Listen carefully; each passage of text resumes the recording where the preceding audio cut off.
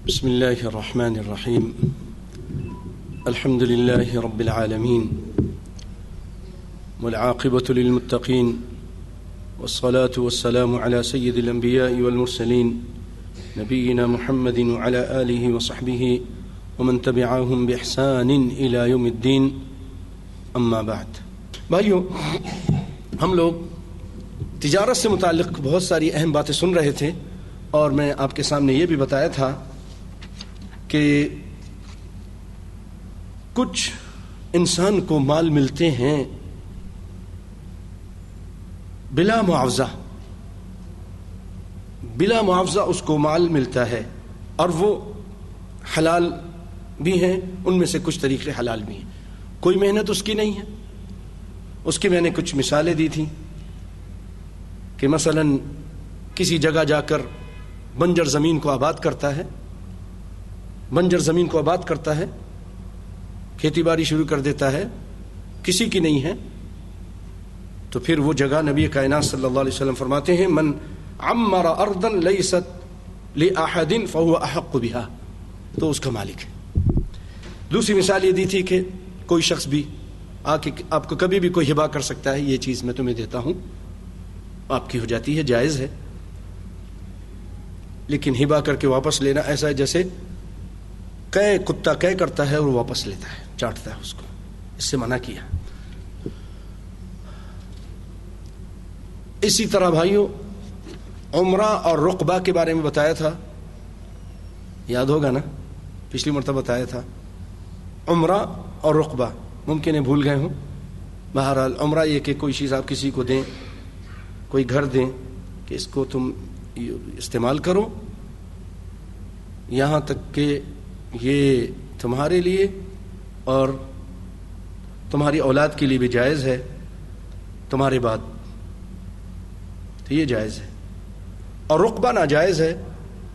رقبہ آپ کو یہی بتایا تھا کہ کوئی کسی کو دے کوئی چیز، کوئی گھر وغیرہ، اور یہ کہے کہ اگر تم پہلے فوت ہو گئے تو یہ چیز میری طرف واپس آ جائے گی، اور اگر میں پہلے فوت ہو گیا تو یہ تمہاری ہوگی. شرط لگائی اس طرح کی، تو یہ ناجائز ہے، یہ ناجائز ہے. بھائیو اسی طرح ایک ذریعہ یہ بھی ہے کہ خون کا عطیہ دینا، خون کا عطیہ دینا، اور یہ جائز ہے. اگر آپ مسلمان کو دیتے ہیں تو اس کی جان بھی بچاتے ہیں اور اجر و ثواب بھی ہے.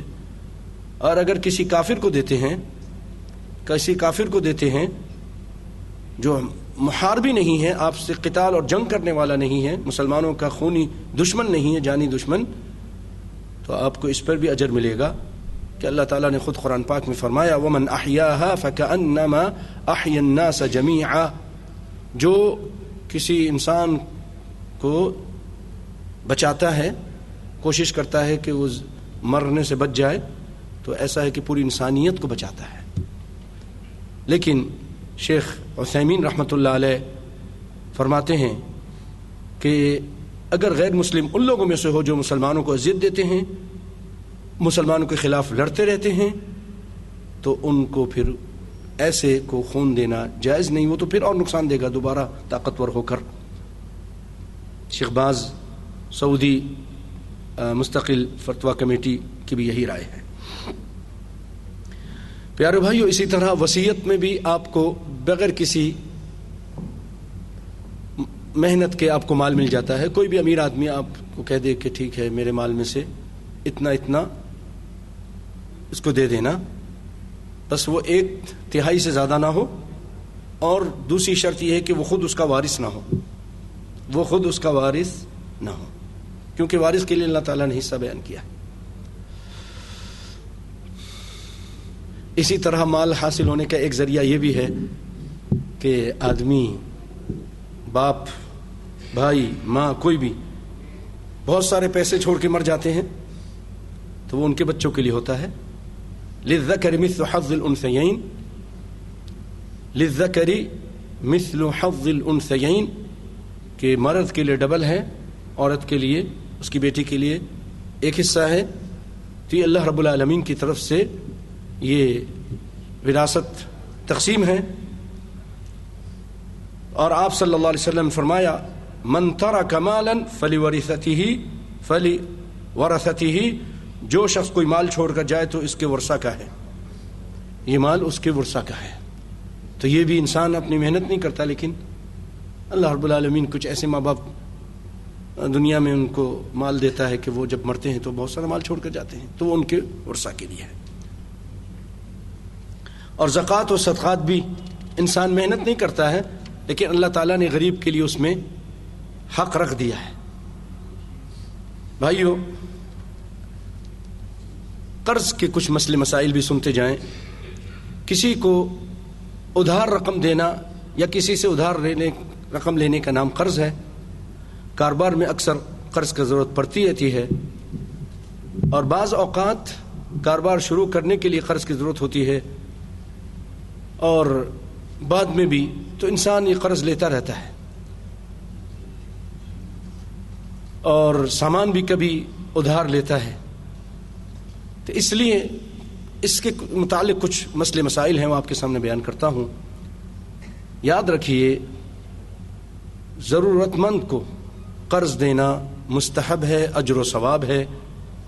نبی صلی اللہ علیہ وسلم فرماتے ہیں ما من مسلم یقرض مسلما قرضا مرتين الا كان كصدقتها مرة، جو کوئی مسلمان کسی مسلمان کو قرض دیتا ہے 2 مرتبہ، وہ ایسا ہے کہ اس نے اس کو ایک صدقہ دیا، 1 مرتبہ صدقہ دیا۔ اگر آپ مثلا کسی کو 500 دیتے ہیں 1 مرتبہ قرض، پھر دوسری مرتبہ 500 دیتے ہیں، تو 1000 ہوا، لیکن یہ کیا ہوگا؟ ایسا ہے جیسے آپ نے 500 اللہ کے راستے میں خرچ کیا ہے، صدقہ دیا، بڑا اجر و ثواب ہے۔ اور ایک اور حدیث میں آپ صلی اللہ علیہ وسلم فرماتے ہیں واللہ فی عون العبد ما کان العبد فی عون اخیہ، کہ اللہ رب العالمین بندے کی مدد میں لگا رہتا ہے۔ مثلا آپ کسی بھائی ضرورت مند ہے، بھائی مجھے دے، مجھے پیسہ چاہیے، مجھے شادی کرنی ہے بچے کی، یہ کرنا ہے، وہ کرنا ہے، علاج کرنا ہے، مجھے آپ میرے قرض دے دیں، تو آپ اس کی ہیلپ کرتے ہیں، مدد کرتے ہیں، قرض کے ذریعے یا مدد کے ذریعے کسی طرح بھی آپ ہیلپ کر رہے ہیں، تو اللہ تعالیٰ آپ کے کام بنائے گا، بگڑے ہوئے کام بنائے گا آپ کے۔ اللہ جس کے کام بنانے پہ لگ جائے تو کوئی کائنات کی کوئی قوت، روس و امریکہ ساری سپر پاوریں مل جائیں، اس کام کو روک سکیں گی؟ نہیں روک سکتی۔ اگر آپ کے کوئی کام نہیں بن رہے ہیں تو آپ دوسروں کے کام بنانے شروع کر دیں، مدد شروع کر دیں، ہیلپ شروع کر دیں، اللہ رب العالمین آپ کی ہیلپ شروع کر دے گا۔ یہ نبی کا وعدہ ہے۔ کچھ مسئلے ہیں وہ سنیے۔ قرض خواہ مقروض سے تحفہ نہ لے۔ آپ نے کسی کو قرض دیا ہے تو اس کے تحفہ لینے سے بچیں۔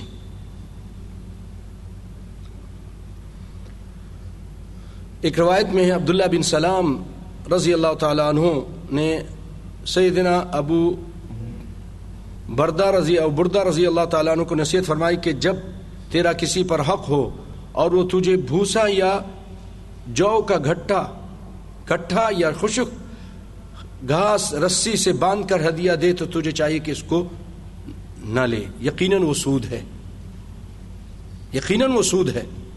کم تر چیز لینے سے بھی منع کر دیا۔ اور اگر کوئی تنگ دست ہے مقروض جس نے قرض لیا ہے اور وہ ابھی دینے میں اس کے پاس اتنی طاقت نہیں ہے، اس کو پریشانی ہو رہی ہے، تو اس کو مہلت دینا چاہیے۔ نبی کائنات صلی اللہ علیہ وسلم فرماتے ہیں، بلکہ قرآن پاک کی آیت ہے وَإِن كَانَ ذُو عُسْرَةٍ فَنَظِرَةٌ إِلَى مَيْسَرَةٍ وَأَن تَصَدَّقُوا خَيْرٌ لَكُمْ إِن كُنتُمْ تَعْلَمُونَ۔ اگر کوئی تنگی والا ہو تو اسے آسانی تک مہلت دو۔ ٹھیک ہے بھائی، آپ نے ابھی دینا تھا، آپ نہیں دے سکتے ہیں، چلے کب دے دیں گے؟ 1 مہینے بعد، 2 مہینے بعد؟ ٹھیک ہے 2 مہینے اور لے لیجیے، 3 مہینے لے لیجیے۔ اور اگر اللہ تعالیٰ فرماتے ہیں وَإِن تَصَدَّقُوا خَيْرٌ لَكُمْ، جب دیکھتے ہو کہ یہ آدمی دے نہیں سکتا، پریشان حال ہے، تو اگر تم اس کو صدقہ کر دو تو تمہارے لیے بہتر ہے۔ اگر تمہیں علم ہو، صدقہ کر دو تو تمہارے لیے بہتر ہے، اور اگر ٹائم دو تب بھی تمہارے لیے بہتر ہے۔ اس میں وَأَن تَصَدَّقُوا خَيْرٌ لَكُمْ فَنَظِرَةٌ إِلَى مَيْسَرَةٍ۔ اس میں بہترائی کیا ہے کہ قیامت کے دن اللہ رب العالمین ایک بندے کو لایا جائے گا اس کے سامنے، تو اللہ رب العالمین اس کے اعمال نامے میں دیکھیں گے کہ یہ شخص لوگوں کے ساتھ معاملہ بڑا آسان کرتا تھا، قرض لینا دینا کے معاملے میں بڑی ڈھیل دیتا تھا. اللہ فرمائیں گے کہ یہ جب میرے بندوں کے ساتھ اس قدر نرمی کرتا تھا، آسان کرتا تھا، آسانی کرتا تھا، تو میں ارحم الراحمون ہوں، میں بھی ایسا کروں گا. اللہ رب العالمین اس کے ساتھ درگزر فرمائیں گے.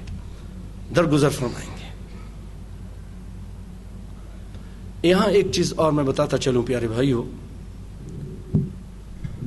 آپ نے کسی قرض لیا ہے اور آپ کے پاس حالات اس طرح کے نہیں ہیں کہ اس کو واپس کر سکیں، تو بہادر بنیے، اللہ سے مدد مانگیے، عاجز مت ہوئیے، پریشان مت ہوئیے، اور اپنی ساکھ جو آپ نے بنا کے رکھی اس کو قائم رکھیے.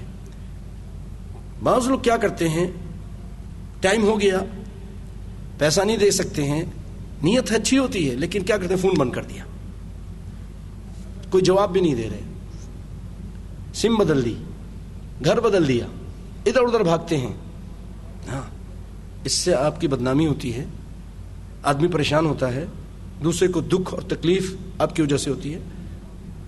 آپ فوراً جائیں اس سے کہیں بھائی میرے ساتھ یہ مسئلہ ہو گیا ہے، مجھے اتنے دن کے اور ٹائم چاہیے. اللہ اکبر ہو، ٹائم دے گا، ضرور ٹائم دے گا. اللہ سے مدد مانگیں. جو شخص قرض اس لیے لیتا ہے کہ میں اس کو ادا کروں گا، تو اللہ تعالیٰ اس کی ضرور مدد کرتے ہیں قرض کی ادائیگی میں، ضرور. اور جو شخص اس لیے قرض لیتا ہے کہ میں یہ قرض ادا نہیں کروں گا، تو اللہ رب العالمین اس کی مدد نہیں کرتے ہیں. بھائی بات سمجھ رہے ہیں نا؟ تو نیت بھی قرض کے ادائیگی کی رکھیں، اور اس کے ساتھ ساتھ یہ بھی نیت رکھیں اللہ سے مدد مانگتے رہیں، اور ساتھ ساتھ یہ کہ اگر کوئی مسئلہ ایسا ہو جائے تو فوراً اس کو فون کریں، اس سے ملیں، اس سے بات کریں، اس سے ٹائم لے لیں. ورنہ ایک مرتبہ تو آپ بھاگ جائیں گے، دوسری مرتبہ وعلیکم السلام ورحمۃ اللہ مانگنے جائیں گے تو نہیں دے گا، بلکہ دوسرے لوگوں کو بھی پتہ چل جائے گا، وہ بھی آپ کو نہیں دیں گے.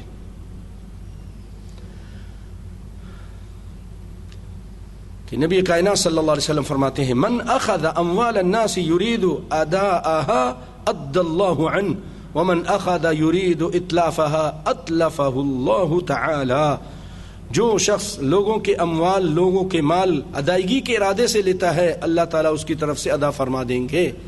اور جو شخص لوگوں کے مال ہلاکت کے لیے لیتا ہے، ارادے سے لیتا ہے، ٹھیک ہے کھا پی لوں گا، کون دے گا، کون دیکھتا ہے، کیا کر لے گا یہ میرا، تو اللہ تعالیٰ اسے ہلاک کر دیں گے.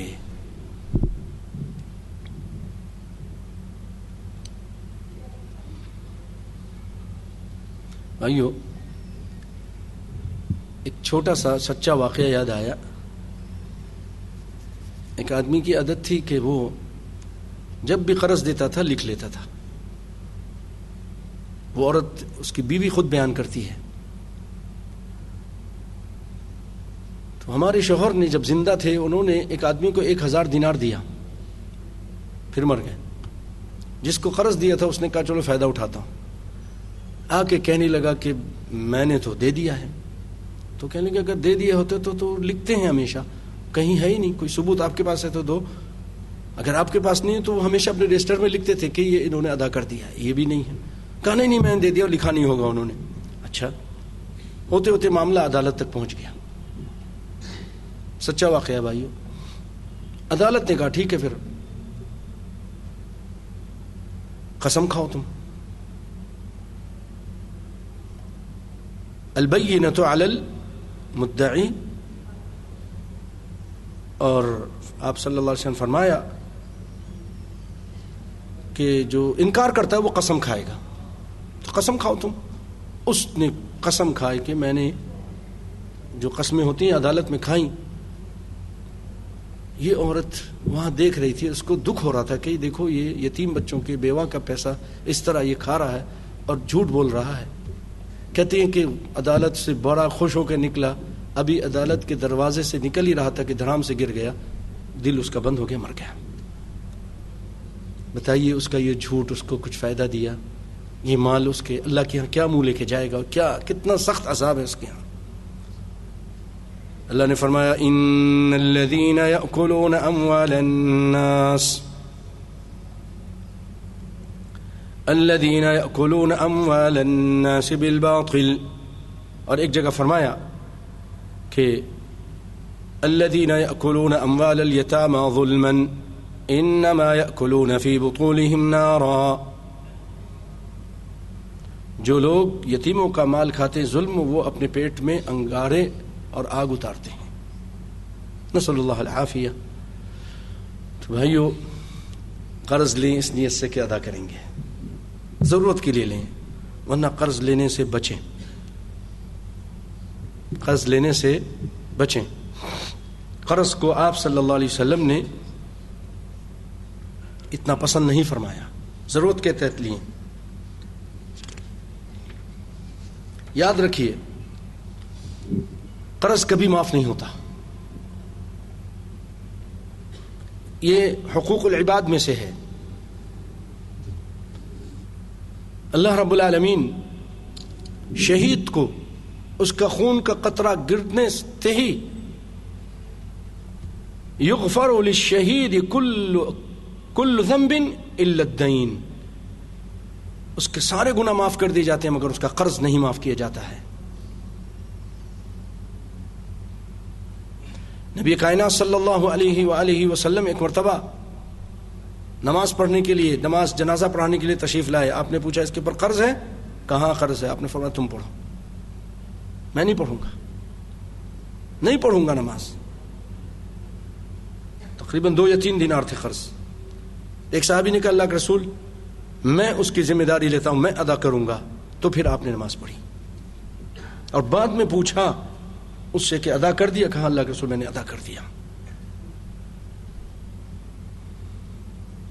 آپ صلی اللہ علیہ وسلم فرماتے ہیں نفس المؤمن معلقۃ بدینہ حتی یقضى عنہ، فرمایا کہ مومن کی روح اس کے قرضے کی وجہ سے معلق رہتی ہے یہاں تک کہ اس کا قرض ادا کر دی۔ حقوق العباد اتنی اہمیت ہے۔ نماز جنازہ آپ نہیں پڑھ رہے، حقوق العباد ہے، یہ اس کی روح معلق رہتی ہے۔ تو بھائیو، اسی لیے قرض آپ صلی اللہ علیہ وسلم اس سے پناہ مانگتے تھے، حالانکہ آپ نے لیا ہے ضرورت کے ٹائم، لیکن آج ہمارے یہاں ایک بلا، ایک مصیبت عام ہو چکی ہے۔ گاڑی چاہیے قرض پہ، گھر بنانا ہے قرض پر، سفر کرنے ہیں قرض پر، بڑے بڑے سفر کرتے ہیں، اجی بعد میں دیتے رہیں گے، مر جاتے ہیں، اس کے قرض اس کے اوپر ہوتا ہے۔ بچے ادا کریں نہیں کریں، وہ بچے وہ کہتے ہیں ہم کیا ادا کریں، ابو سے لو۔ ابو کے پاس کہاں جائیں گے، وہ تو قبر پہنچ چکے ہیں، وہ عذاب میں جل رہے ہیں، منہ روح اس کی معلق ہے، بچوں کی پرواہ نہیں ہے۔ ضرورت کے ٹائم جو واقعی ضرورت ہے تو وہ لیں، ورنہ نہ لیں۔ بھائیوں بچیں، ان سفروں کی کیا ضرورت ہے؟ کبھی انڈونیشیا جا رہے ہیں، کبھی ترکی جا رہے ہیں، کبھی قرض پر قرض ہے، پہلا آپ قرض ادا کرو بھائی۔ ایسے ایسے لوگ ہیں یہاں، عادت بنی ہوئی، ہیبٹ بنی ہوئی ہے، ہر سال ہی کئی قرض جانا ہے سیر سپاٹے کے لیے، امریکہ جائیں گے، لندن جائیں گے، پتہ نہیں کہاں کہاں جائیں گے، قرض لے کر جا رہے ہیں ساری زندگی۔ بھائی آپ چھوٹی گاڑی نہیں خرید سکتے کیا؟ چھوٹی گاڑی خرید لیں، تھوڑا پرانا ماڈل لے لیں۔ نہیں ہم نے تو نیا ماڈل کے لینی ہے لیکن قرض پہ لینا ہے، ایک فیشن بن چکا ہے اور سود پر چل رہا ہے۔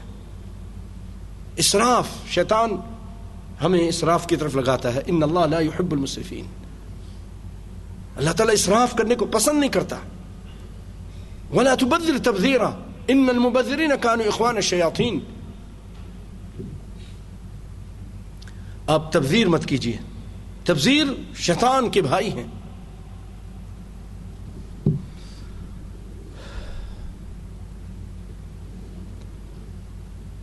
اور بھائیو، مالدار آدمی ہے، اس نے کسی سے قرض لیا یا اس کو پیسہ دینا ہے کسی کا، وہ ادا نہیں کر رہا، پیسہ ہے گھر میں ہے، بینک میں ہے، ہاتھ میں ہے، جیب میں ہے، لیکن ٹال مٹول کرتا ہے۔ بہت لوگوں کی عادت ہے، فن سمجھتے ہیں، نہیں دیتے، مزدوری نہیں دیتے، اس کا حق نہیں دیتے، پیسہ ہے اس کے پاس۔ ایک تو نا جو پیچھے ہم نے ذکر کیا مجبور آدمی ہے، وہ نہیں دے سکتا ہے، تو اس کو مہلت دینی چاہیے. ایسا شخص جو مالدار ہونے کے باوجود پیسہ نہیں ادا کرتا، نبی کائنات صلی اللہ علیہ وسلم فرماتے ہیں مقل الغنی ظلم، مالدار آدمی کا ٹال مٹول کرنا یہ بھی ظلم ہے. جی میں پیسہ روک کے دیتا ہوں، ایسا کرتا ہوں، اپنے آپ کو بڑا بڑا فنکار سمجھتا ہے، یہ بھی ظلم کر رہا ہے. قرض میں بھائیو حوالہ درست ہے. حوالہ کیا ہوتا ہے؟ حوالہ یہ ہے کہ آپ نے کسی سے پیسہ لینا ہے اور کسی کو دینا بھی ہے، تو آپ دینے والوں سے کہتے ہیں بھائی اس نے مجھے دینا اتنا 100 دینار اور میں نے تم کو بھی 100 دینار دینا ہے، تو ایسا کرو تم اس سے لے لو، تم اس سے لے لو، اس نے مجھے دینا تھا وہ تم کو دے دے گا، ملا دیتا ہے اس کو. سنیے، حوالہ ایسا عقد ہے جو قرض کو ایک ذمے سے دوسرے ذمے کی طرف منتقل کرنے کا تقاضا کرتا ہے. یعنی مقروض قرض خواہ کو اس شخص سے ملا دے جس سے اس نے خود رقم لینی ہے، تو یہ درست ہے. اس پر اجماع بھی ہے، جائز ہے، یہ جائز ہے. لہذا ایسی صورت میں قرض خواہ کو چاہیے کہ مقروض کا دیا ہوا حوالہ قبول کر لے. نہیں بہن میں نہیں بھائی، میں تم کو دیا تم سے لوں گا. ارے بھائی وہ کہہ رہا میں جا رہا ہوں، میرے مشکل میں کوئی پریشانی ہے، تم لے لو یار، تم اس سے لو. نہ میں تم سے لے. آپ یہ جائز ہے. اور نبی صلی اللہ علیہ وسلم فرماتے ہیں کہ اگر وَإِذَا أُحِلْتَ عَلَى مَلْءٍ فَاتْبَعْهُ، اور جب تمہیں کسی مالدار کے حوالے کر دیا جائے تو اسے قبول کر لو. ٹھیک ہے میں لے لوں گا، ٹھیک ہے میں لے لوں گا، لکھت پڑت کر لے. یہ جائز ہے، اس پر اجماع بھی ہے. گروی رکھنا یہ بھی جائز ہے اسلام کے اندر. اللہ تعالیٰ قرآن پاک میں فرماتے ہیں وَإِن كُنتُمْ عَلَى سَفَرٍ وَلَمْ تَجِدُوا كَاتِبًا فَرِهَانٌ مَقْبُوضَةٌ، اگر تم سفر میں ہو اور لکھنے والا کوئی نہ پاؤ تو رہن قبضے میں رکھ لیا کرو. یاد رہے کہ سفر کی قید اغلبیت کی وجہ سے ہے، ورنہ سفر کے علاوہ بھی اگر آپ سے کوئی پیسہ مانگنے آیا اور آپ کہتے ہیں نہیں بھائی آج تو کوئی دیتا نہیں ہے، کوئی ایسا نہیں ہے، رہن رکھ دو. ٹھیک ہے رہن رکھ لیں، رہن رکھ کر اس کو قرض دے دیں، اور جب وہ پیسہ واپس دے تو آپ رہن اس کو واپس کر دیں.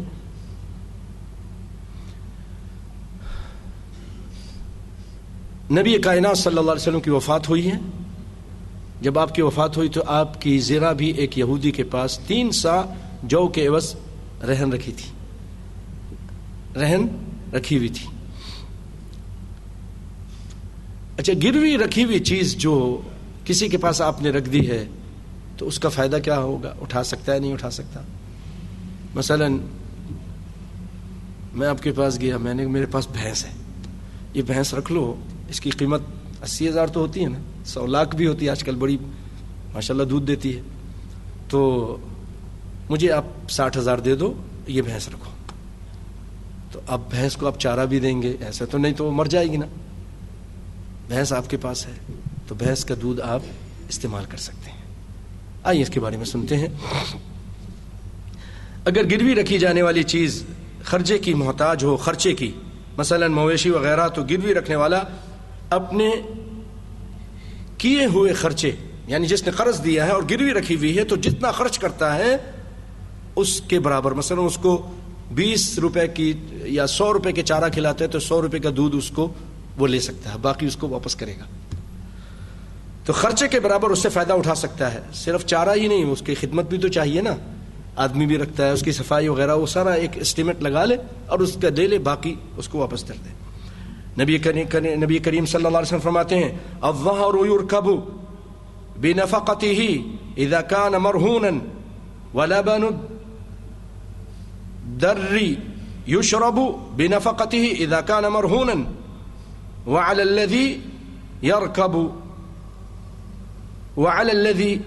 يركب ويشرب النفقة. گروی رکھے ہوئے جانور پر اخراجات مصارف کے عوض سواری کی جا سکتی ہے. دودھ دینے والے جانور کا دودھ بھی پیا جا سکتا ہے، اور جو سواری کرتا ہے اور دودھ پیتا ہے وہی اخراجات کا ذمہ دار ہے. جو پی رہا ہے، اب سواری بھی کر رہا ہے، اس نے تو تمہارے پاس رکھ دیا، گورا رکھ دیا، اب تم اس پہ سواری بھی کر رہے ہو تو اس کا خرچہ بھی کرو. دودھ پی رہے ہو تو اس کو اب اس کے کھلاؤ پلاؤ بھی. یہاں ایک اہم مسئلہ اور بتا رہا ہوں جو ہمارے ہندوستان میں کئی ساتھیوں نے مجھ سے پوچھا اور ہو رہا ہے، اب ناجائز ہے. اگر گروی رکھی جانے والی چیز خرچے کی محتاج نہیں ہے، مثلا گھر ہے، زیور ہے، گھڑی ہے، فرنیچر ہے، کچھ بھی ہے، خرچے کی محتاج نہیں ہے. گھڑی کو کیا چاہیے، گھر کو کیا چاہیے، گھر آپ نے رکھ دیا تو کسی حال میں بھی اس سے نفع اٹھانا جائز نہیں ہے.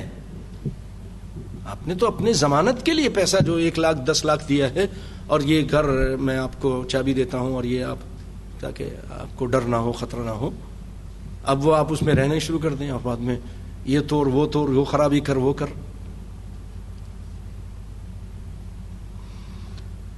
الا یہ کہ گروی رکھنے والا خود اس کی اجازت دے دے کہ ٹھیک ہے یہ چیز آپ کے پاس میں رکھ رہا ہوں، یہ گھر آپ اس کو استعمال بھی کر سکتے ہیں، لیکن ذرا طریقے سے، توڑ پھوڑ کے ذمہ دار آپ ہوں گے.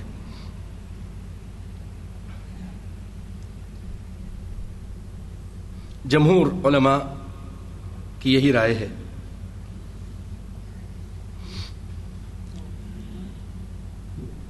گھر پہ کچھ ٹوٹ گیا، اگر کچھ خرچہ آ گیا تو ہمیں پے کرنا پڑے گا. جی، جو توڑے گا وہی دے گا نا. دیوالیہ کے مسائل. دیوالیہ، کوئی آدمی تاجر ہوتا ہے، ٹھیک ٹھاک امیر ہوتا ہے، لیکن قل اللہم مالک الملک تؤتی الملک من تشاء وتنزع الملک ممن تشاء. امیروں کو غریب کر دیتا ہے، بادشاہوں کو فقیر بنا دیتا ہے. وہ اللہ رب العالمین ہے، جب چاہتا ہے جو چاہتا ہے کرتا ہے. کبھی گھمنڈ نہیں کرنا چاہیے، کبھی اترانا نہیں چاہیے. میری صحت اچھی ہے، میرے پاس بڑے پیسے ہیں، میری اولاد بہت ہے، میری یہ ہے وہ ہے. آئیو منٹ نہیں لگتے ہیں، آنن فانن دنیا بدل جاتی ہے، دنیا بدل جاتی ہے. آپ کو یاد ہوگا نا کویت میں کیسے مزے سے تھے، ابھی بھی اب الحمدللہ مزے میں ہیں. لیکن ایک وقت آیا تھا، ہمیں یاد ہے کہ پاکستان کے اندر، ہم ان دنوں پاکستان میں ہوتے تھے، پڑھتے تھے، تو کویتی دینار کی جو گڈیاں ہیں نا، گڈیاں اور وہ اس کی بوریاں، وہاں ہمارے کراچی میں جونا مارکیٹ ہے، وہاں ایسے کوئی پوچھتا ہی نہیں تھا، اتنے نیچے چلے گئے تھے، در بدر ہو گئے تھے. بڑی بڑی گاڑیوں والے، بڑے بڑے گھر والے، کوئی بحرین آ گئے، کوئی سعودیہ چلے گئے. پتہ ہے نا، سب یاد ہے نا آپ کو. منٹوں میں اللہ تعالیٰ فقیر کو امیر کر دے، امیر کو فقیر کر دے، صحت مند کو بیمار کر دے. ٹھیک، ابھی گئے تھے بھی، ٹھیک ہو، ابھی اب پتہ چلا کینسر ہے ان کو ایڈز ہو گیا، ان کا یہ ہو گیا. نسأل اللہ العافیہ. کبھی گھمنڈ مت کیجیے، تکبر مت کیجیے.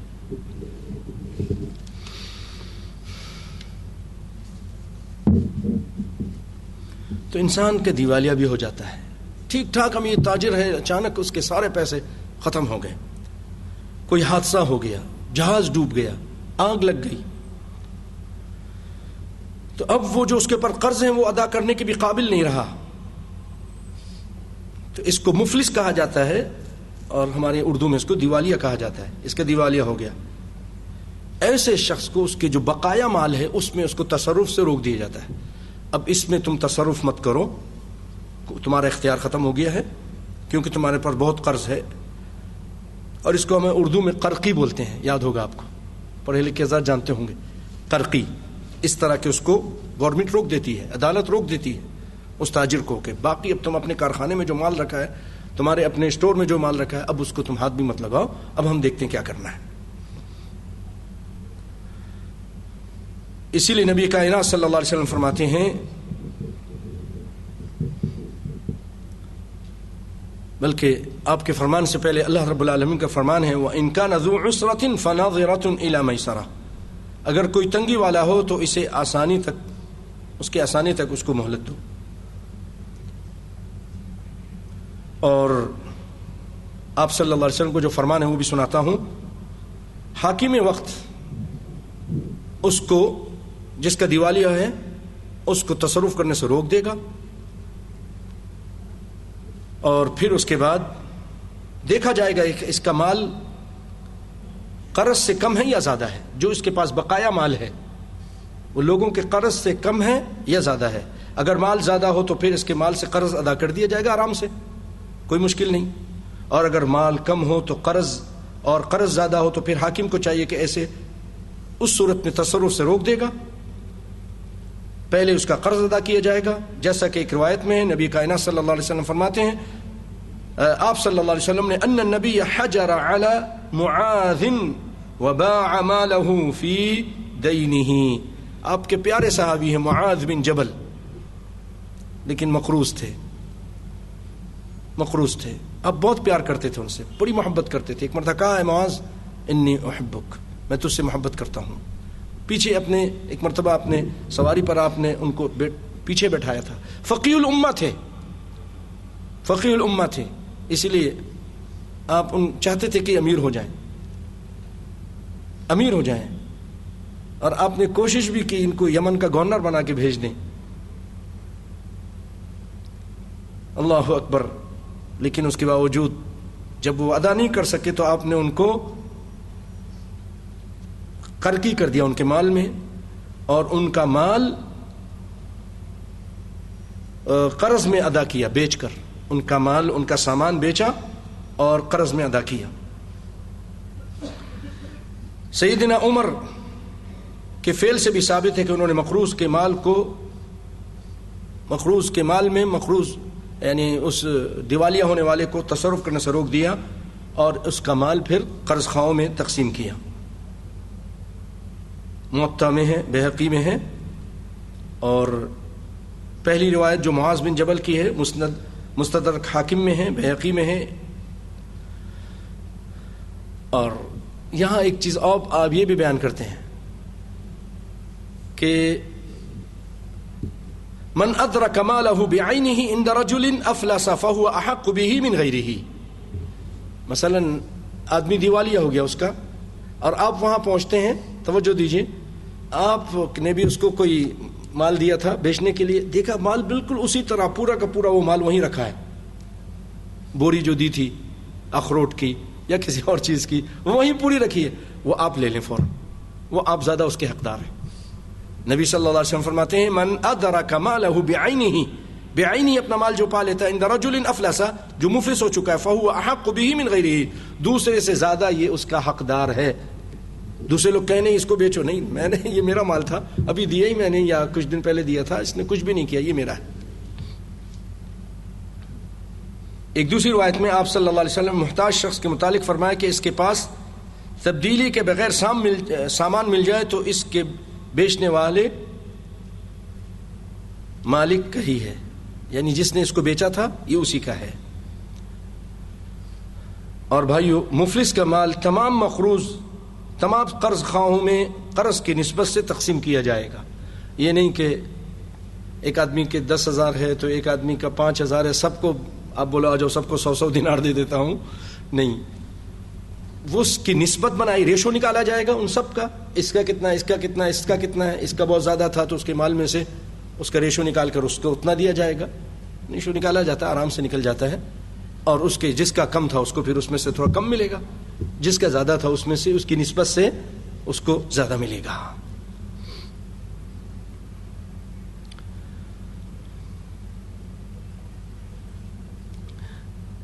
ایک روایت میں آپ صلی اللہ علیہ وسلم نے فرمایا وَإِن مَاتَ الْمُشْتَرِي فَصَاحِبُ الْمَتَاعِ أُسْوَةُ الْغُرَمَاءِ, اگر خریدار مر جائے تو صاحب مال دوسرے قرض خواہوں کے برابر ہے. اگر خریدار مر جائے جس نے مال خریدا تھا تو صاحب مال جس نے یہ بیچا ہے دوسرے اور باقی قرض خواہوں کے برابر ہے. اسوہ کے معنی مساوی, برابر ہونا. اس سے مراد قرض خواہ ہیں, یعنی وہ شخص بقیہ قرض خواہوں کی مساوی ہوگا, اگرچہ اس روایت میں خریدار کے فوت ہونے کا ذکر ہے, مگر دیوالیہ ہونے کی صورت میں بھی یہی حکم ہے, کیونکہ دونوں صورتوں میں نتیجہ ایک ہی ہے کہ اب وہ قیمت ادا نہیں کر سکتا. دیوالیہ ہو جائے یہ وہ آدمی مر جائے تو اس صورت میں جس نے اپنا مال اس کو دیا تھا وہ باقی قرض خواہوں کے برابر ہوگا. اور یاد رکھیے تقسیم کے بعد مفلس کے ذمے کچھ بھی باقی نہیں رہے گا.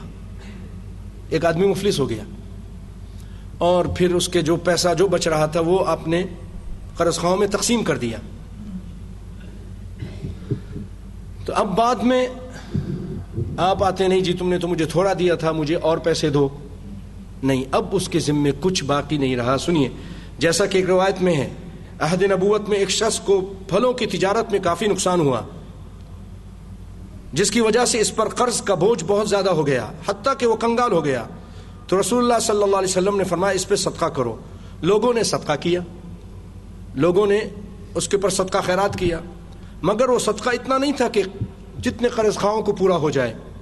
تو آپ صلی اللہ علیہ وسلم نے اس کے قرض خواہوں کو کہا خذوا ما وجدتم ولیس لکم الا ذالک. آپ صلی اللہ علیہ وسلم نے فرمایا اس کے پاس تو یہی ہے, جو کچھ ملتا ہے اسے لے لو, اس کے علاوہ تمہارے لیے کچھ نہیں ہے, اس کے علاوہ تمہارے لیے کچھ نہیں ہے. بھائیو یہ مفلسی سے مراد قرقی, دیوالیہ پن, اس سے متعلق جو اہم باتیں تھیں آپ نے سنی. بھائیو تجارت میں قرض جہاں لیتے ہیں اور قرض حسنہ یعنی جائز قرض جس میں سود نہیں ہوتا وہ تو ٹھیک ہے, اس کے بارے میں آپ نے سنا. دیوالیہ بھی اسی میں ہو جاتا ہے, قرض میں بیچا, قرض میں لیا یا دو. ایک قرض ہوتا ہے بھائیو جس میں سود ہوتا ہے, یعنی قرض آپ نے لیا اور اس کو 100 دینار لیا, بعد میں 110 120 پر ایگریمنٹ کرتے ہیں اور 120 واپس کرتے ہیں. 10,000 لیا تو کہتے ہیں کہ جناب 11,000 واپس کریں گے. بھائیو یہ سود ہے. اس کو فارسی میں سود بولتے ہیں, اردو میں بھی سود مستعمل ہے, انگلش میں اس کو انٹرسٹ بولتے ہیں, اور عربی میں الربا. ربا کا لغوی معنی ہے زیادتی, بڑھوتی. سود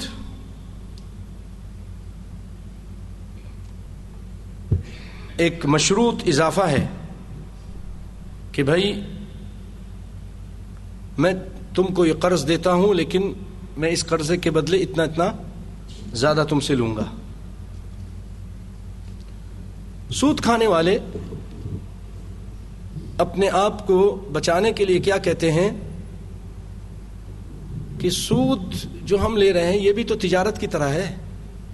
بھائی تاجر بھی مال بیچتا ہے, اس میں فائدہ لیتا ہے, ہم پیسہ بیچ رہے ہیں اس میں فائدہ لے رہے ہیں.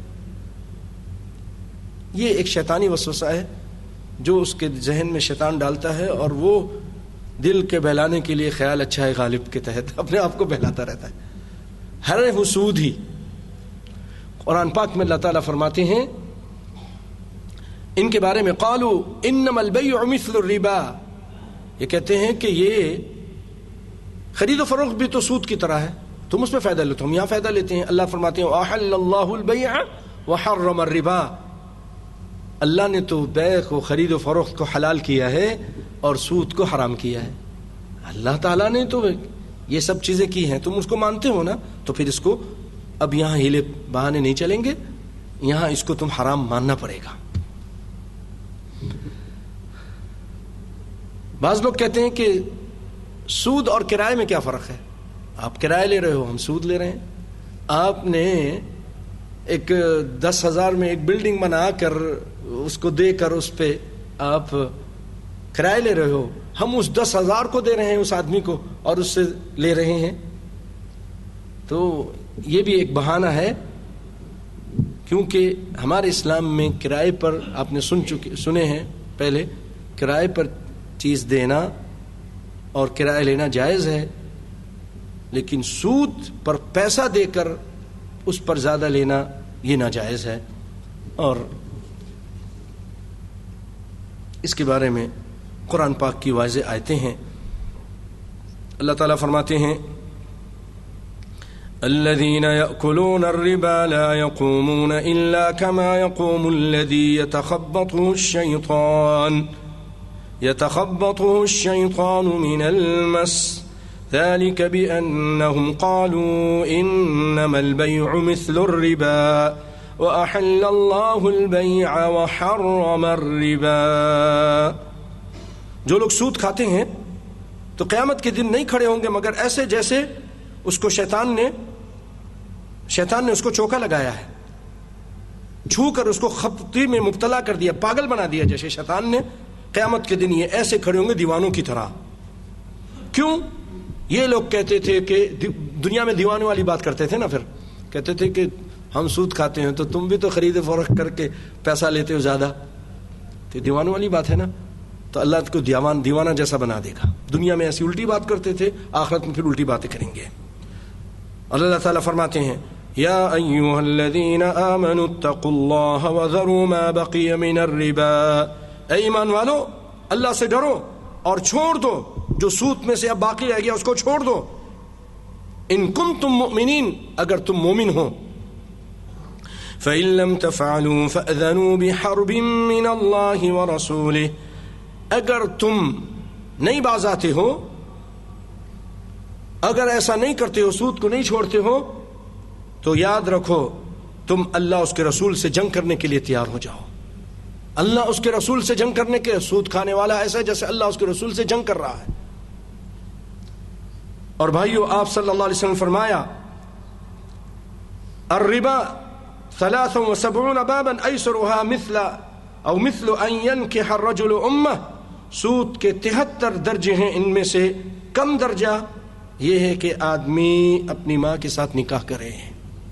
نعوذ باللہ, نعوذ. ایسی گاڑیوں کا کیا فائدہ, برکت بھی نہیں, لعنت ہے, لعنت ہے. نبی صلی اللہ علیہ وسلم نے لعن رسول اللہ صلی اللہ علیہ وسلم آکل الربا وموکلہ وکاتبہ وشاہدی وقال ہم سواء. نبی کائنات صلی اللہ علیہ وسلم نے لعنت کی ہے سود کے کھانے والے پر, سود کے کھلائے جانے والے پر, لینے والے پر, دینے والے دونوں پر. یہ مانا کر لیتے ہیں. جو لے رہا ہے 100 دینار دے کر اسے 110 دینار لے لیا, اس نے لیا, اور وہ دے رہا ہے سود, اس پہ بھی لعنت. اور یہ شخص لے کر کھا رہا ہے 10 دینار زیادہ, یہ بھی, اس پہ بھی لعنت. اور اس کے لکھنے والے پر, کلرک پر, کمپیوٹر پہ بیٹھ کے کام کر رہا ہے, سارا حساب کتاب کر رہا ہے بینک کا, لعنت ہے. بینک اگر سودی بینک ہے, سودی بینک ہے,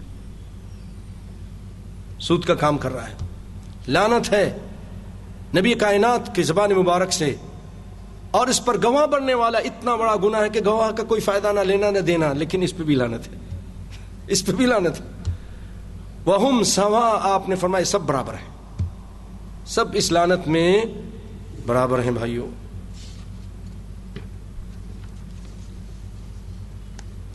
ایک روایت میں آپ صلی اللہ علیہ وسلم فرماتے ہیں درہم ربا یأکلہ الرجل وهو یعلم اشد من 36 زنیہ. سود کا 1 درہم جو آدمی جانتے بوجھتے کھا لے 70 مرتبہ بدکاری کرنے سے برابر ہے. اشد من 36 زنیہ, برابر نہیں ہے بلکہ اس سے بھی شدید ہے, اس سے بھی بڑا ہے. 36 مرتبہ کوئی شخص نعوذ باللہ زنا کرتا ہے اور سود کا 1 درہم کھاتا ہے. یہ 1 درہم کھانے والا 70 زنا کرنے والے سے بھی بڑا گناہگار ہے. اب بات سمجھیں. اللہ تعالیٰ مجھے اور آپ کو سب کو سود سے بچنے کی توفیق دے. توفیق اللہ سے مانگیں, ہمت سے کام لیں. گاڑی چاہیے آپ کو, تھوڑی پرانے ماڈل کے لے لیں, چند دوست احباب سے پیسے جمع کر لیں, کچھ دن دھکے والی گاڑی میں چل پڑے, کوئی مشکل نہیں, گیراج میں چلے جائیں گے ٹھیک ہو جائے گا. پھر اللہ جب دے دے تو پھر جدید نہیں بھی لے لیں. ہاں, اسراف سے بچیں, اسراف سے بچیں. گھر چھوٹا لے لیں, جھوپڑی میں رہ لیں. اللہ کی قسم پتھر پہ انسان سو جائے اور روکھی سوکھی کھا لے ہلکا پھلکا پہن لے لیکن حرام سے بچے بھائیوں، کیونکہ اس زندگی کے بعد یا تو اللہ کی جنت ہے یا پھر جہنم ہے، اور ہمیشہ ہمیشہ کے لیے ہے۔ یا مومن ہے تو کتنے سال ہے کچھ نہیں پتا، اگر مومن ہے گناہ گار ہے اب کتنے عرصے ہے، 1000 سال ہے، 2000 سال ہے، کتنے سال ہے نہیں پتا، تو اس سے بہتر نہیں کہ 60 سال زندگی کو اچھی کر لیں۔ وہاں تو بہت رہنا ہے نا، تو وہاں کے حساب سے تیاری کرے، ہمت چاہیے۔ اور سنیے، نبی کائنات صلی اللہ علیہ وسلم فرماتے ہیں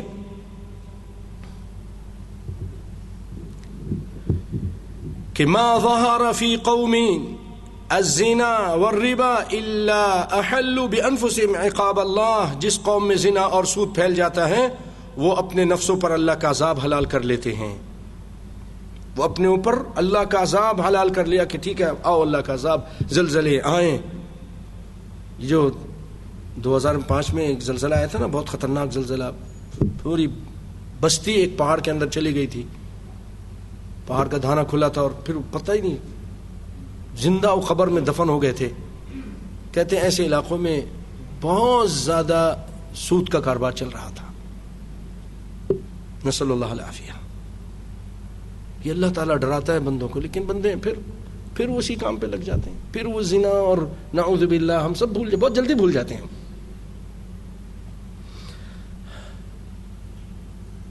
اسی طرح آپ صلی اللہ علیہ وسلم نے جو 7 بڑے گناہ بتائے ہیں نا، اتقوا 7 الموبقات، ساکھ ہلاک کرنے والے گناہوں سے بچو، اس میں آپ نے سود بھی بتایا ہے۔ 7 ایسے گناہ ہیں جو ہلاک کر دیتے ہیں بندے کو، وہ سود بھی ہے۔ تو بھائیو، آخرت کی زندگی پہ نظر رکھ کر ہم سب اپنی اصلاح کریں۔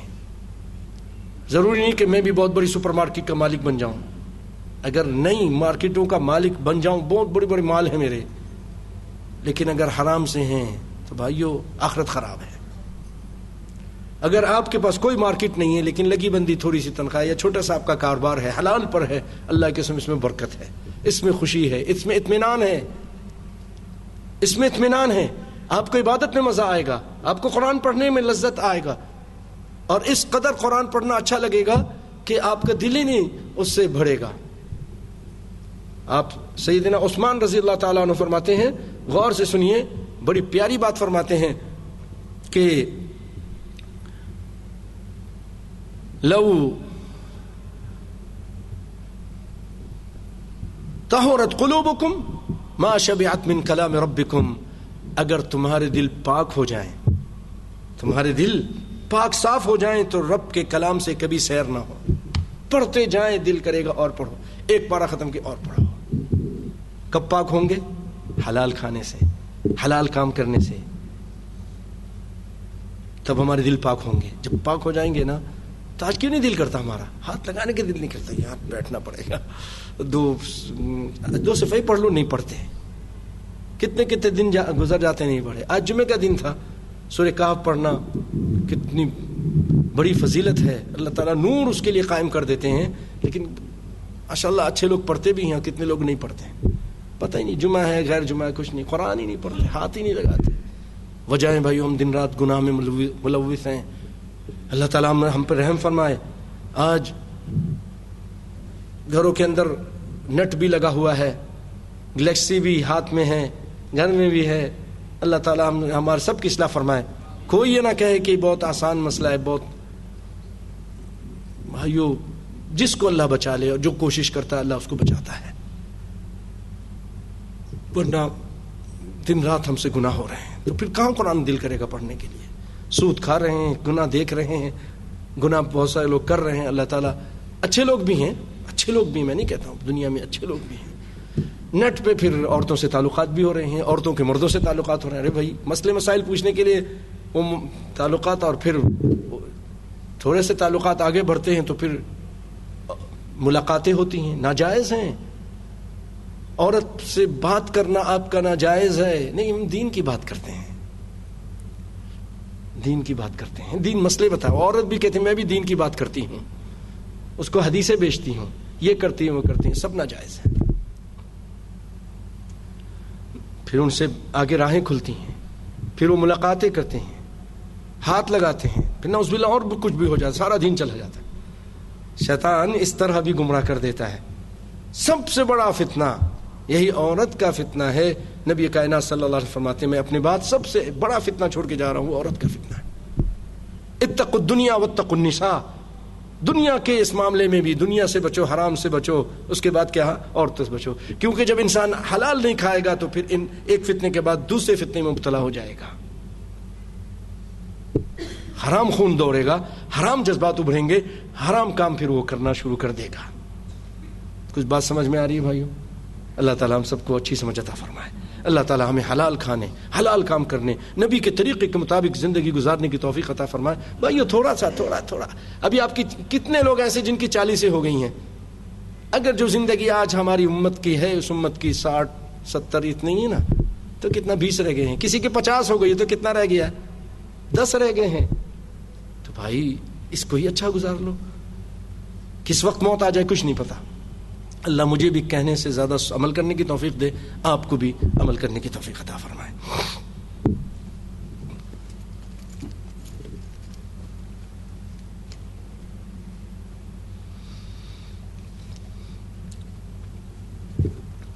سود 6 اجناس میں تجارتی سود, 6 چیزوں میں. نبی کائنات صلی اللہ علیہ وسلم فرماتے ہیں, حدیث کے راوی ابو سعید خدری رضی اللہ تعالیٰ عنہ ہیں, الذهب بالذهب. سونے والے اچھی طرح سن لیں, اللہ برکت دے ہمارے بھائیوں کو. اور ماشاءاللہ بڑا خیال رکھتے ہیں کچھ بھائی, ایک بات پوچھتے ہیں, اللہ تعالیٰ ان کو برکت دے اور سب کو حلال کھلائے, ان کو بھی کھلائے, ہمیں بھی کھلائے, حرام کے 1 پیسے سے بھی بچائے بھائیوں.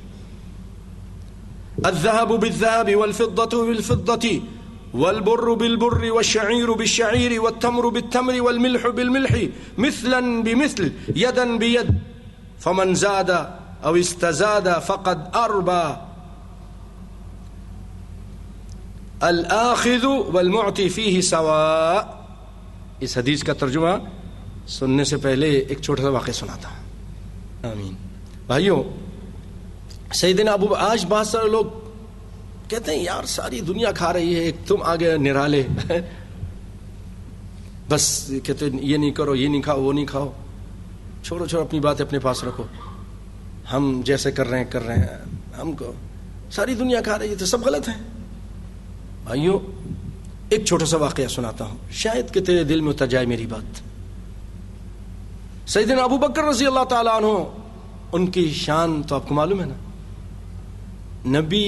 نبیوں کے بعد اس کائنات میں اگر کوئی افضل ترین انسان ہے سارے نبیوں کے بعد تو محمد مصطفیٰ صلی اللہ علیہ وسلم کا یہ ستارہ, یہ پیارا صحابی ابو بکر رضی اللہ تعالیٰ عنہ, بہت عظیم شخصیت ہے. ایک مرتبہ ان کے غلام نے لا کے کچھ کھانا دے دیا, کھا لیا آپ نے. کھانے کے بعد وہ کہنے لگا, اے ابو بکر آپ کو پتا ہے یہ کھانا کس چیز کا تھا, کہاں سے میں لایا؟ کہا مجھے کیا پتا, بتاؤ. کہا میں نے ایک مرتبہ کہانت کی تھی.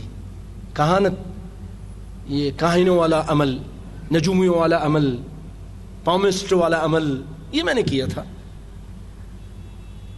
تو بہت پہلے جہالت میں کی تھی. اس نے آج لا کے اس کی وہ بات پوری ہوگی, میں نے ایسے ہی کہا تھا تم کو یہ ہوگا, تمہارا یہ ہوگا, وہ بات پوری ہو گئی. اس نے آج خوشی میں لا کر مجھے حلوہ دیا تھا تو میں نے آپ کو دیا. آپ نے کہا ارے تم پہلے بتاتے مجھے, یہ تم نے کیا کیا میرے ساتھ, یہ حرام مجھے کھلا دیا, یہ تو حرام ہے. حلوان الکاہنی, نبی صلی اللہ علیہ وسلم کاہن کے حلوے سے منع کیا ہے اور اس کو حرام قرار دیا, تم نے مجھے کھلا دیا. آپ نے کیا کیا, اپنی انگلی گلے میں اور حلق میں ڈالنا شروع کی, آ کر کے اس کو الٹی کرنا شروع کر دیا. لوگوں نے کہا اے ابو بکر اللہ آپ پہ رحم فرمائے, یہ کیا کر رہے ہیں, اس اتنے سے کھانے کی وجہ سے اللہ آپ کو عذاب نہیں کرے گا, اور آپ کو معلوم بھی نہیں تھا. کہا نہیں بات یہ نہیں ہے, بات یہ ہے میں نے نبی صلی اللہ علیہ وسلم کی حدیث سنی. اتنا ڈرتے تھے وہ لوگ, ان کو حقیقت, آخرت کی حقیقت پتا تھی. بھائیوں کہنے لگے کہ آپ صلی اللہ علیہ وسلم فرمایا کل لحم نبت من سحت فالنار اولا بہ, ہر وہ گوشت جو حرام سے پلے بڑھے, حرام چیز اس کے جسم میں جز بنے, اس جہنم کی آگ اس کے لیے زیادہ اولا ہے, اس کو جہنم کی آگ میں جلایا جائے گا. میں اس کو نکال کے چھوڑوں گا، الٹی کر کے سارا نکال دیا، کہا اگر میری جان چلی جاتی ہے تو چلی جائے لیکن اس کو اپنے پیٹ میں نہیں رہنے دوں گا۔ اللہ اکبر، اللہ اکبر۔ یہ ہمارے لیے ایک بہت بڑا نمونہ ہے۔ ہمیں بھی اس طرح بھائیوں حلال کی جستجو میں رہیں، حرام سے بچیں۔ حلال میں برکت ہے، طمانینت ہے، حرام کے اندر بے سکونی ہے، بے برکتی ہے، حرام ظلم ہے۔ اللہ اکبر۔ اب آپ سنیے حدیث کا ترجمہ۔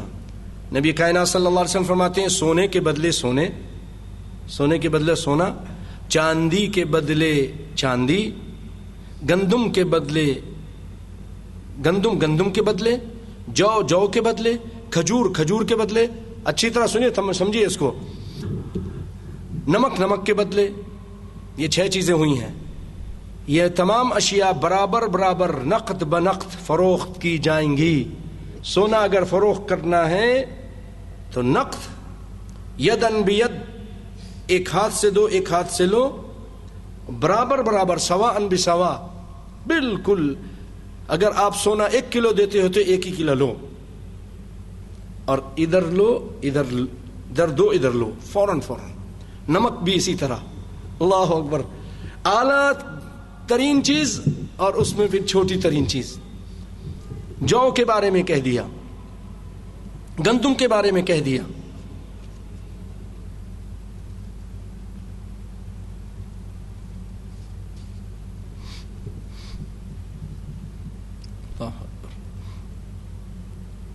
اگر یہ چیزیں آپ نے فروخت کرنی تو برابر برابر نقد۔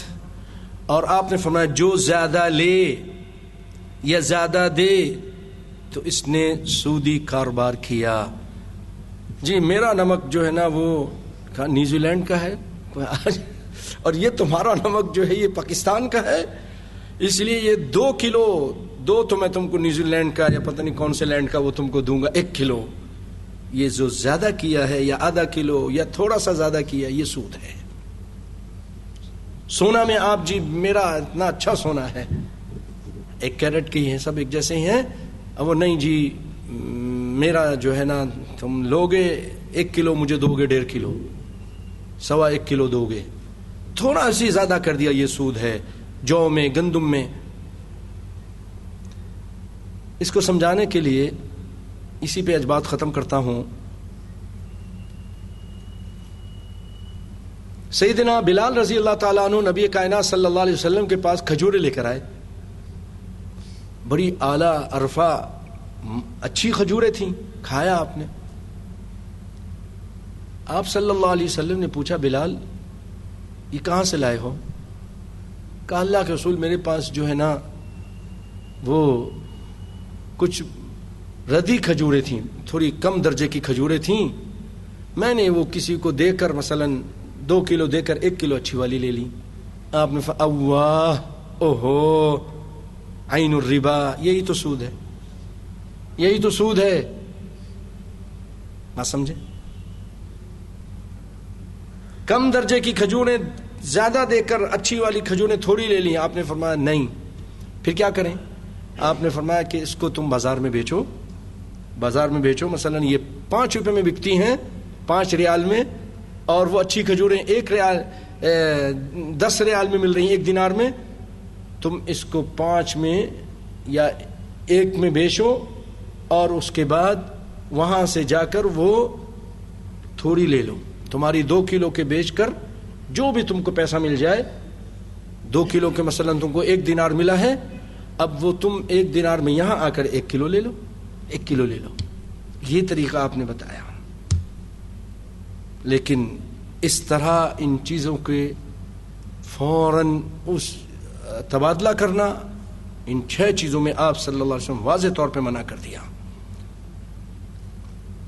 ایک اور روایت میں آپ نے فرمایا لا تبیعوا الذهب بالذهب الا وزنا بوزن، سونے کو سونے کے بدلے میں صرف برابر برابر وزن کے ساتھ ہی فروخت کرو۔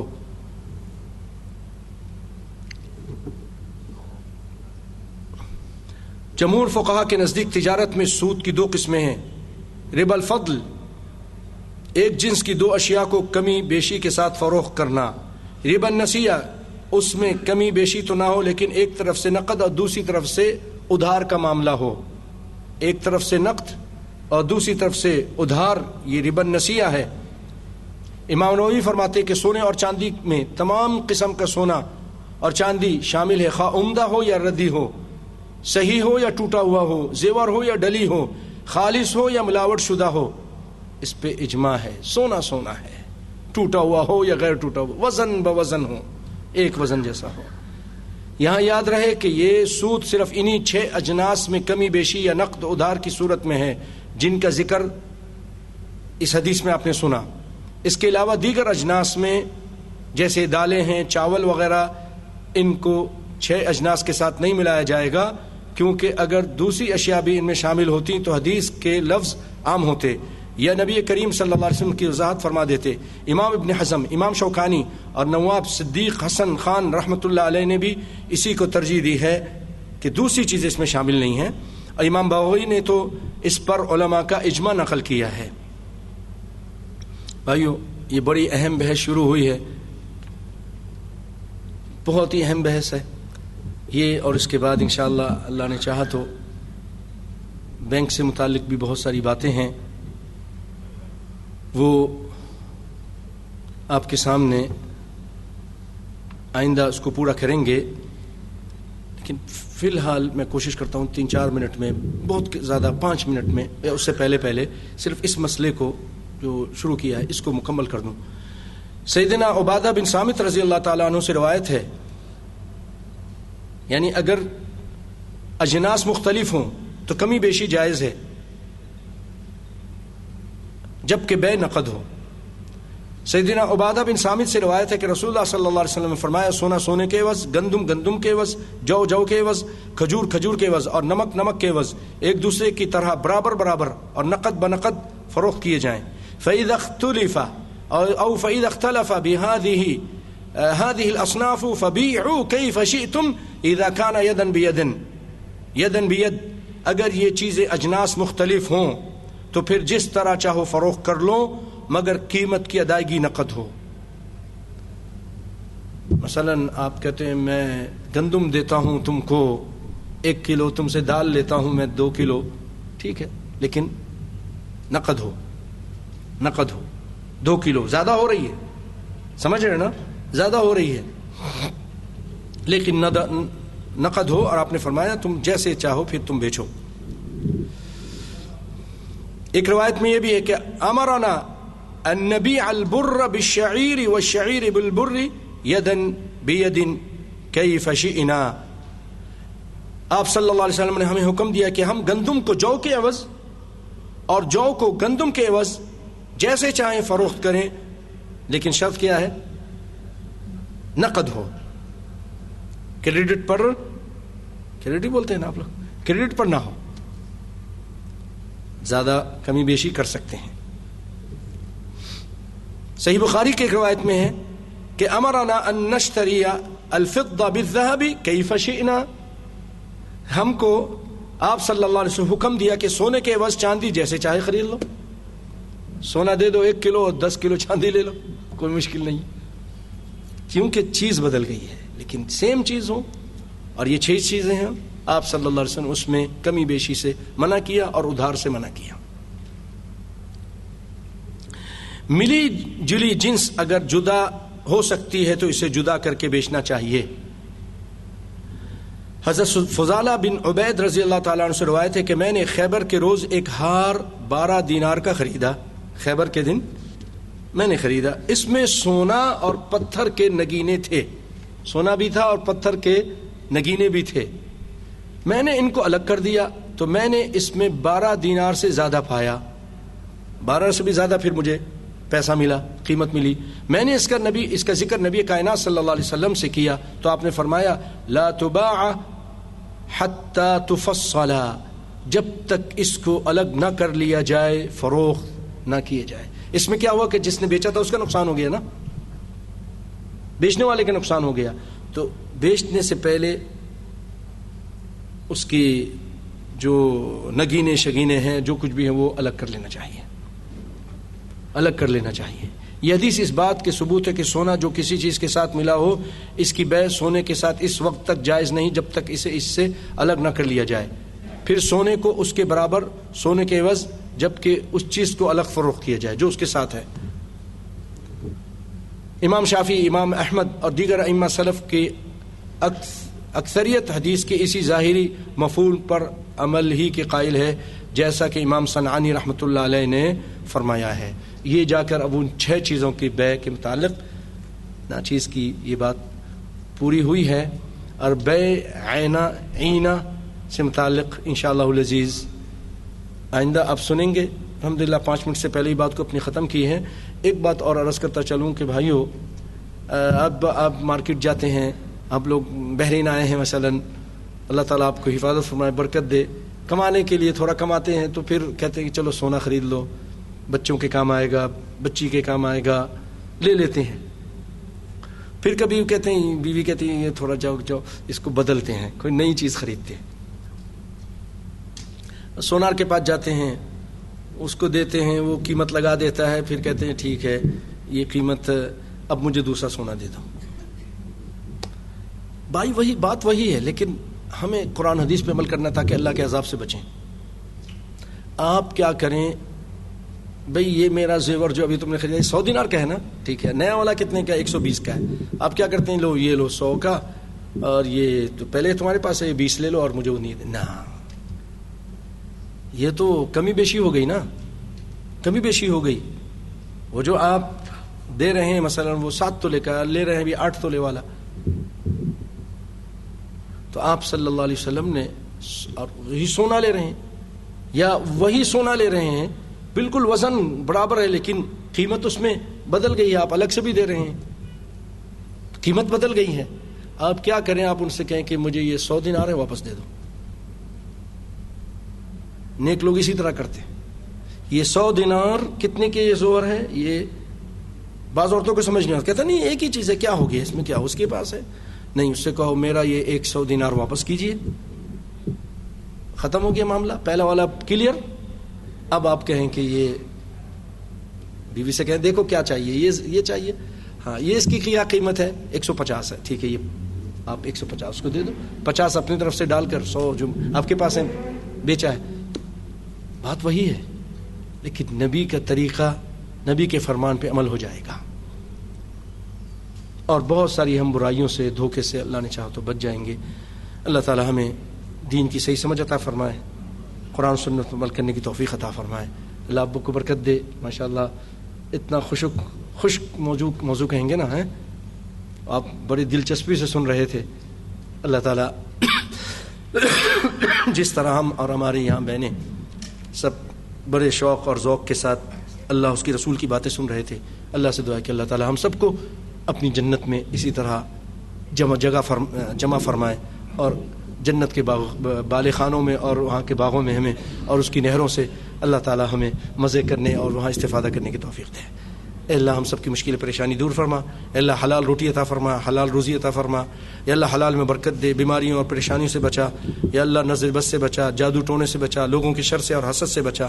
اے رب العالمین قبر کے عذاب سے بچا، دنیا اور آخرت کی ذلت اور رسوائی سے بچا. اے اللہ جنت الفردوس میں اعلیٰ مقام عطا فرما. اور اللہ پوری دنیا میں مسلمانوں کو عزت عطا فرما، جہاں کہیں مسلمان رہتے ہیں ان کی جان مال عزت ابرو کی حفاظت فرما. اے رب العالمین بحرین کی، یہاں کے حکمرانوں کی حفاظت فرما، اچھے کام کرنے کی توفیق دے. سعودیہ کی حفاظت فرما، وہاں کے حکمرانوں کو اچھے کام کرنے کی توفیق دے. اے رب العالمین عراق میں اسلامی حکومت، موحدین کی حکومت قائم فرما.